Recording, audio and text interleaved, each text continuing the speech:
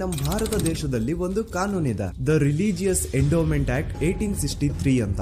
Basically ಈ ಒಂದು ಕಾನೂನು ಏನ್ ಹೇಳುತ್ತೆ ಅಂತಂದ್ರೆ, ಭಾರತದಲ್ಲಿ ಯಾವ್ದೆಲ್ಲ ಹಿಂದೂ ಟೆಂಪಲ್ಸ್ ಇದಾವೋ ಅವೆಲ್ಲ ಗವರ್ಮೆಂಟ್ ಪ್ರಾಪರ್ಟಿ. ಆ ಹಿಂದೂ ಟೆಂಪಲ್ಸ್ ನ ಮ್ಯಾನೇಜ್ಮೆಂಟ್ ಎಲ್ಲ ಗವರ್ಮೆಂಟ್ ಕೈಗೆ ಹೋಗಿ ಗವರ್ಮೆಂಟ್ ಡಿಸೈಡ್ ಮಾಡುತ್ತೆ ಆ ಮ್ಯಾನೇಜ್ಮೆಂಟ್ ಅಲ್ಲಿ ಯಾರ್ ಕೆಲ್ಸಕ್ಕೆ ಇರಬೇಕು, ಯಾರ್ ಕೆಲ್ಸಕ್ಕೆ ಇರಬಾರ್ದು, ಅಂಡ್ ಆ ಟೆಂಪಲ್ ಇಂದ ಬರ್ತಿರುವಂತಹ ಡೊನೇಷನ್ ಅಮೌಂಟ್ ನ ಏನ್ ಮಾಡ್ಬೇಕು ಅಂತ. ಸೊ ಈ ಒಂದು ಕಾನೂನಿನ ಪ್ರಕಾರ ಗವರ್ಮೆಂಟ್ ಇಂಡಿಯಾದಲ್ಲಿರುವಂತಹ ಆಲ್ಮೋಸ್ಟ್ ಎಲ್ಲಾ ಹಿಂದೂ ಟೆಂಪಲ್ಸ್ ನ ತನ್ನ ಕಂಟ್ರೋಲ್ ಅಲ್ಲಿ ತಗೋತಾ ಇರ್ಬೇಕಾದ್ರೆ ಗವರ್ಮೆಂಟ್ ಅಫಿಷಿಯಲ್ಸ್ ಧರ್ಮಸ್ಥಳ ಶ್ರೀ ಮಂಜುನಾಥ ದೇವಸ್ಥಾನಕ್ಕೂ ರೀಚ್ ಔಟ್ ಮಾಡ್ತಾರೆ. ಅಂಡ್ ಆಗ ಇಷ್ಟು ದಿನ ಟೆಂಪಲ್ ನ ಕಂಟ್ರೋಲ್ ಮಾಡ್ತಿದ್ದಂತಹ ಆ ಗೌಡ್ರು ಕುಟುಂಬ ಏನ್ ಹೇಳುತ್ತೆ ಗೊತ್ತಾ, ಇಲ್ಲ ಇದು ಹಿಂದೂ ಟೆಂಪಲ್ ಅಲ್ಲ, ಇದು ಜೈನ್ ಫ್ಯಾಮಿಲಿಗೆ ಬಿಲಾಂಗ್ ಮಾಡುವಂತಹ ಒಂದು ಪ್ರೈವೇಟ್ ಟೆಂಪಲ್ ಅಂತ ಹೇಳ್ತಾರೆ. ನಾನ್ ಇಷ್ಟು ದಿನ ಧರ್ಮಸ್ಥಳ ಶ್ರೀ ಮಂಜುನಾಥ ದೇವಸ್ಥಾನ ಒಂದು ಹಿಂದೂ ಟೆಂಪಲ್ ಅಂತ ಅನ್ಕೊಂಡಿದ್ದೆ, ಆದ್ರೆ ಈಗಷ್ಟೇ ನನಗೂ ಗೊತ್ತಾಗಿದ್ದು ಇದು ಹಿಂದೂ ಟೆಂಪಲ್ ಅಲ್ಲ, ಇದು ಒಂದು ಜೈನ್ ಫ್ಯಾಮಿಲಿಗೆ ಬಿಲಾಂಗ್ ಮಾಡುವಂತಹ ಪ್ರೈವೇಟ್ ಜೈನ್ ಟೆಂಪಲ್ ಅಂತ.